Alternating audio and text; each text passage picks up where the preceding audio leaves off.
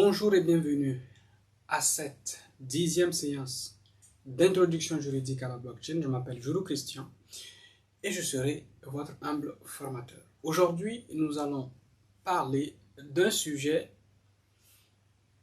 sur lequel beaucoup de mes apprenants reviennent bien souvent, à savoir les études légales, les études legal tech et les études crypto-légales.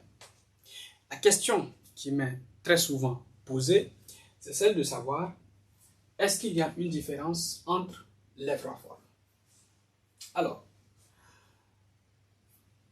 il y a une différence entre les trois formes. Et c'est cette différence que nous allons voir aujourd'hui. Avant de commencer à parler de ces trois formes de régulation de notre vie à la fois sociale, économique et politique, j'aimerais vous parler de ce que nous faisons chez DeepFab. DeepFab, c'est pour le moment une entreprise dont le but est d'accompagner les praticiens du droit et les professionnels du chiffre, principalement, dans leur transition, dans leur migration vers le Web3. DeepFab, c'est donc une startup qui est incubée à Station F. Et principalement, nous travaillons sur tous les aspects, toutes les problématiques liées à la compréhension du monde analogue, du monde digital et du monde crypto-digital. Donc, nous allons voir aujourd'hui les différences. Alors, actuellement, ce que nous organisons des formations de 2 semaines maximum, soit à peu près 20 heures de formation, durant lesquelles nous allons vous former aux principes de base de la blockchain et d'une façon générale de l'écosystème cryptographique, mais d'un point de vue purement légal. C'est pour cela que, dès le début, je vous l'ai dit, DeepFab, c'est avant tout une approche juridique du monde ou de l'écosystème blockchain. Donc, aujourd'hui, nous allons parler des différences entre ce qu'on va appeler des normes légales, des normes legal tech et des normes crypto-légales. Les normes legal tech, qu'est-ce que c'est? Eh bien, les normes legal tech, c'est les normes plutôt légales, c'est l'ensemble des normes que nous connaissons, qui sont généralement couchées ou bien qui ont comme support le papier ou le papyrus. Ça veut dire que c'est des normes que nous possédons depuis parfois plusieurs milliers d'années. Ça peut être du droit, des lois habituelles, qui sont généralement prises par les élus. Ça peut être des ordonnances provenant de l'exécutif, etc., etc. Ça peut être également des coutumes qui régissent un certain type de comportement, ou ça peut être de la régulation orale. Il est important de comprendre que dans ce système-là, c'est l'État ou une autorité, ça peut être un monarque, qui prend les décisions. Donc, on a une forme de centralisation de la prise, de la création de la norme. Et donc, généralement, dans la plupart des facultés de droit, on va étudier pendant 1, 2, 3, voire 8, 10 ans la norme légale. Tout récemment, à partir des années 2000, nous avons vu apparaître une nouvelle forme de normativité qu'on a fini par appeler la legal tech.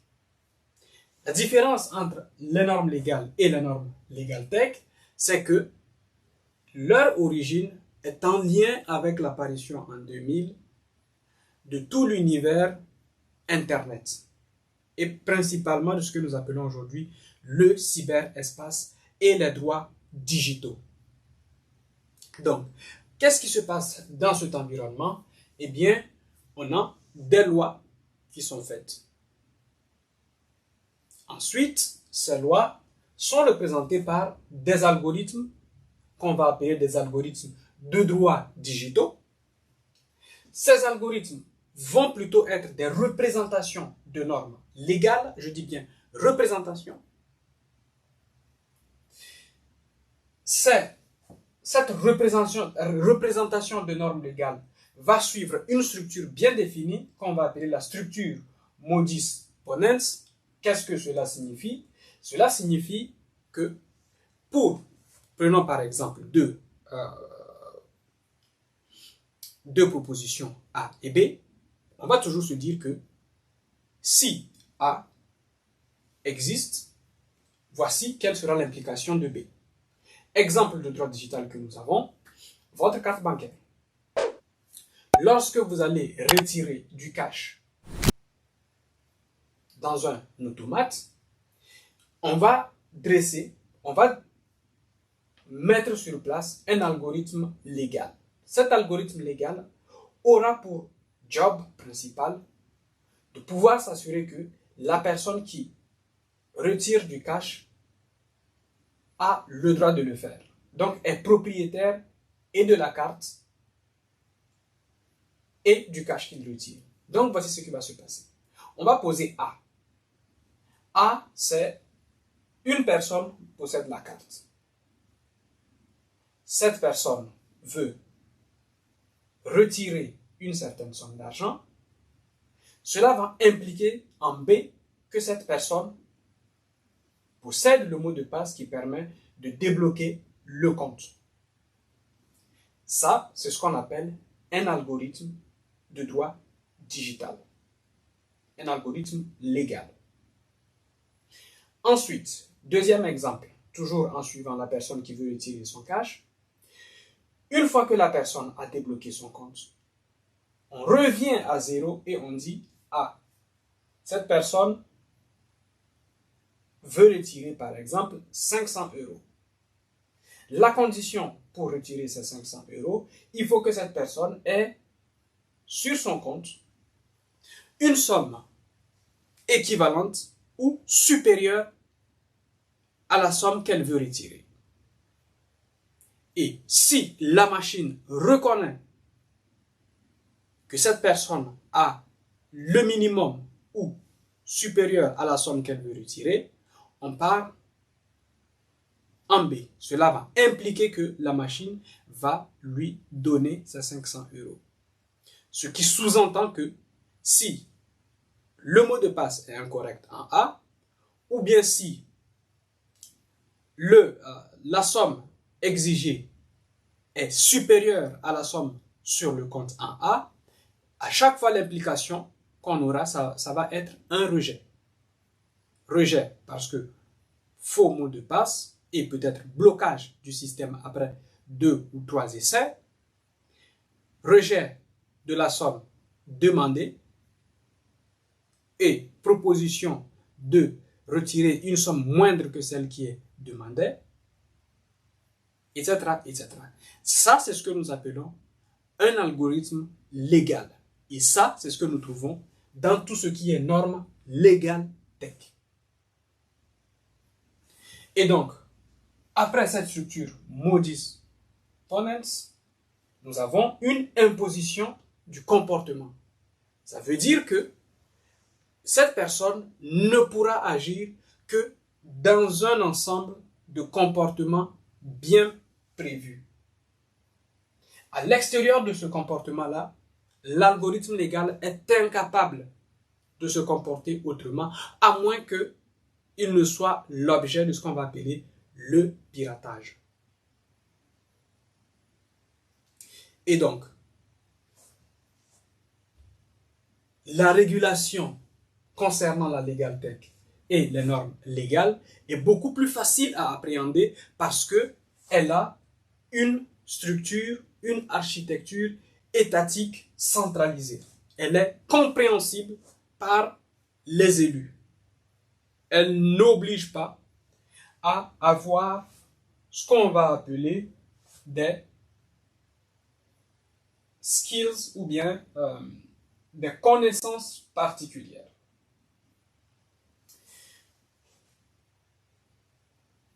Après les normes légales et les normes Legal Tech, nous allons avoir ce qu'on va appeler des normes crypto-légales. Alors, au niveau des normes crypto-légales, nous avons un gros problème. Au niveau des normes crypto-légales, on va parler plutôt, non pas de l'algorithme, mais plutôt du code. Et pour le moment, aujourd'hui, lorsqu'on parle du code, on va dire que c'est le code qui fait la loi. Code is law. Si on se réfère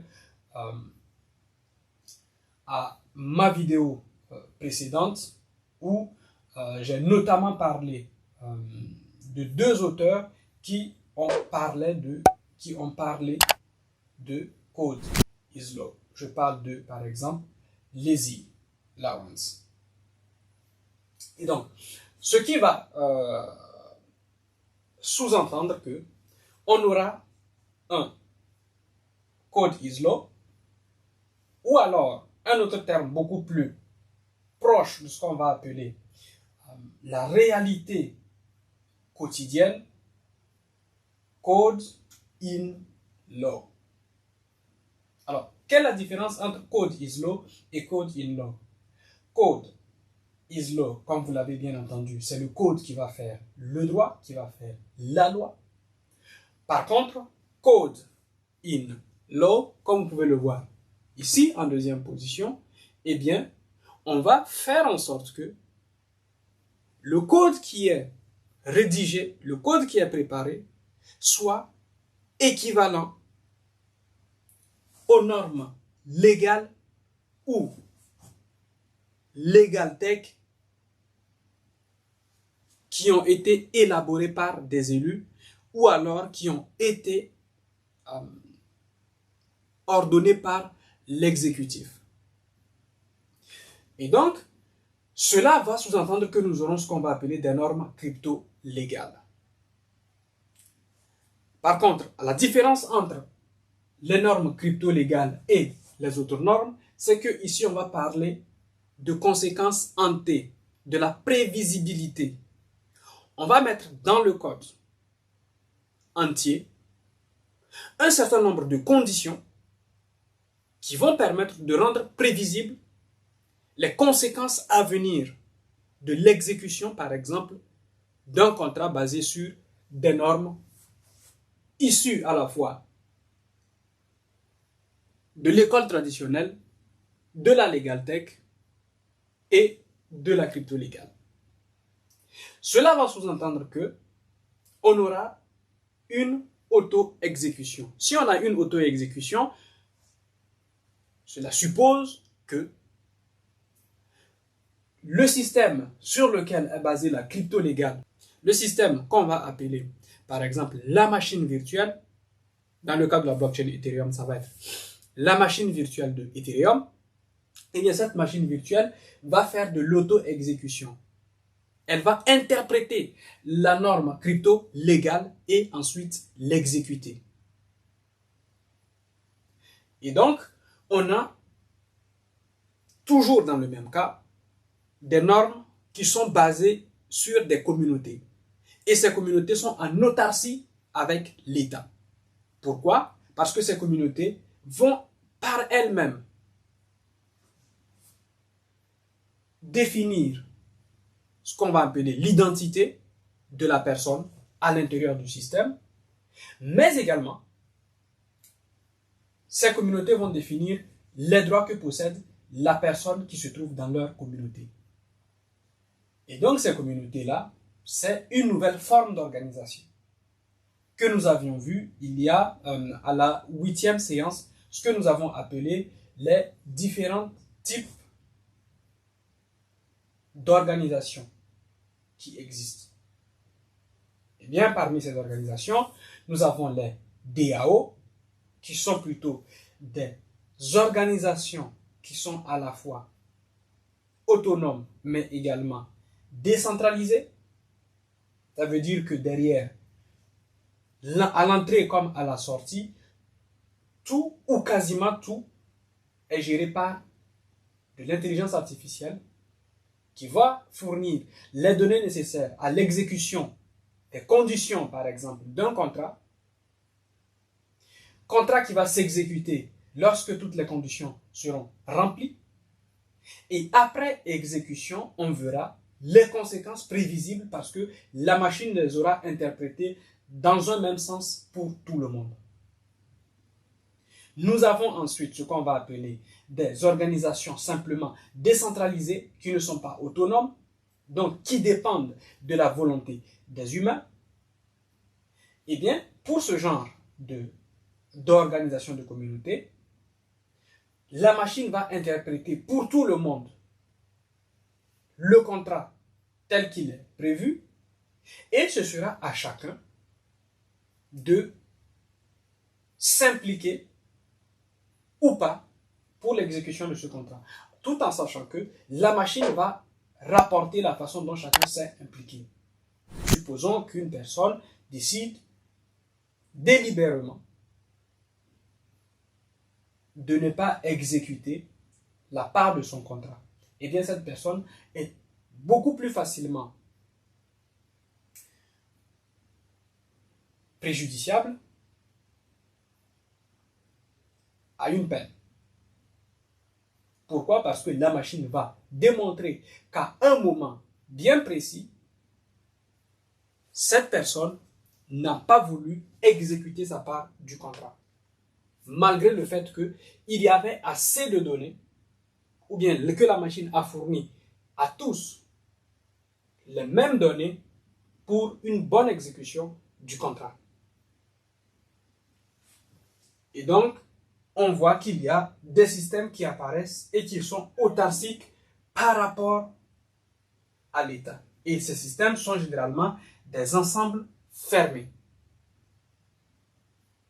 Exemple d'ensemble fermé, MakerDAO. Littéralement, si vous voulez faire partie de la communauté MakerDAO, vous allez devoir posséder ce qu'on va appeler des tokens de gouvernance ou du MKR. Ces tokens de gouvernance vont vous permettre de pouvoir participer à des votes sur certaines décisions, ou pardon, sur certaines propositions. Et derrière, cela va permettre à la communauté de vivre ou de survivre comme dans ces temps où l'écosystème crypto-monnaie a pas mal de problèmes. Donc, on se rend compte que, suivant chaque classe de normes, il y a pour chaque écosystème une façon de l'approcher et une façon de la réguler.